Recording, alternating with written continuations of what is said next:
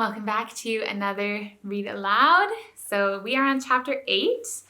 Okay, in the last chapter, the dogs ran from Dawson back to the south parts and they were with Francois, and it was a record-breaking sled race, right? So they worked really well as a team because Buck was in charge now and it was exhilarating. Okay, but now they're gonna be with a new owner because Francois and Perrault got assigned to something else. So let's see what Buck has to do now. Chapter 8, The Toil of the Trail. A mail carrier, a Scotch half-breed, took charge of Buck's team along with a dozen other dog teams. The sleds were loaded up with sacks of mail and the dogs started back over the weary trail to Dawson. The running was hard now. The loads were heavy.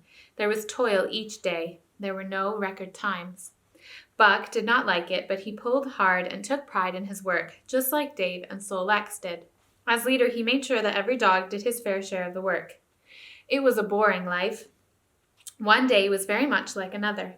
At a certain time each morning, the cooks turned out, fires were built, and the breakfast was eaten. Then, while some broke camp, others harnessed the dogs, and they were underway an hour or so before dawn. At night, camp was made. Some pitched the tents, others cut firewood and collected pine branches for the beds. Still others carried water or ice for the cooks. Then the dogs were fed their meal of fish. This was the one time of day when the teams could relax for an hour or so with the other dogs. Best of all, Buck loved to lie near the fire with his eyes blinking dreamily at the flames. Sometimes he thought of Judge Miller's big house in the sunny Santa Clara Valley and of the swimming tank, but more often he remembered the man in the red sweater, the death of Curly, the great fight with Spitz, and the good things he had eaten or would like to eat. He was not homesick. His old home was a very dim and distant memory. Far more powerful were his instincts. These new instincts seemed to come from ancestors long ago, from a time when the dog was a wild breed, running with a wilder sort of man. Sometimes as he crouched there, blinking at the flames, it seemed that the flames were of another fire. As if in a dream, he saw a different man from the Canadian cook in front of him. This other man had short, muscular legs and long arms. The hair was long and matted. He uttered strange sounds and seemed very much afraid of the darkness as he peered into it. He clutched a stick with a heavy stone at one end. He was a hairy, primitive man, a primordial man.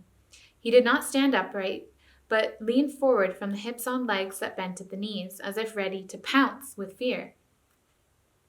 At other times, this hairy man squatted by the fire with his head between his legs and slept. And beyond that fire in the darkness, Buck could see many gleaming eyes, always 2 by 2, which he knew to be the eyes of great beasts of prey. And he could hear the crashing of their bodies through the undergrowth and the noises they made in the night. These sounds and sights of this dreamlike world would make the hair raise along his back. He would whimper low or growl softly, and the cook would shout at him, "Hey, you, Buck, wake up!" Then the other world would vanish, and the real world would come into his eyes. He would get up and yawn and stretch as though he had been asleep. The loads of mail were heavy, and this was a hard trip. The work wore the dogs down. They were in poor condition when they finally pulled into Dawson, and should have had a week-long rest. But within 2 days' time, they were loaded up again to take more mail loads. The dogs were tired, the drivers grumbled, and to make matters worse, it snowed every day. This meant a soft trail and heavier pulling for the dogs. The drivers were fair through it all and did their best for the dogs. Each night, the dogs were attended to first. They ate before the drivers ate, and no man went to sleep without first checking on the feet of the dogs he drove. Still, their strength went down. Since the beginning of the winter, they had traveled nearly 2,000 miles, dragging sleds the whole weary distance. Buck stood it, leading his team well, though he too was very tired. Billy cried and whimpered in his sleep each night. Joe was more sour than ever, and Sol Lex only wanted to be left alone.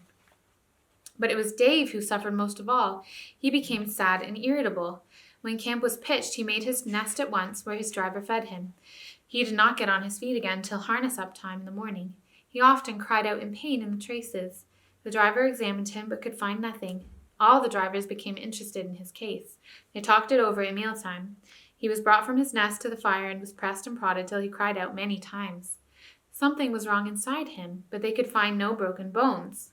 By the time they reached Cassiar Bar, he was so weak that again and again he fell in the traces. The Scotch mail carrier called a halt and took him out of the team, making the next dog, Sol Lex, the new wheeler, next to the sled. He wanted to give Dave a rest and let him run free behind the sled. Sick as he was, Dave would have no part of this. He growled while his traces were removed. He whimpered broken-heartedly when he saw Sol-leks in the position he had held and served so long. His pride was hurt. This was more painful than his illness. He could not bear that another dog should do his work. When the sled started, Dave ran alongside the team, trying to get back in his place, crying with grief and pain. The driver whipped him, but he paid no attention to the stings. The man didn't have the heart to strike harder. Dave struggled to run behind the sled. Then he fell howling as the long train of sleds went by. With the last bit of his strength, he managed to stagger along behind until the train made another stop.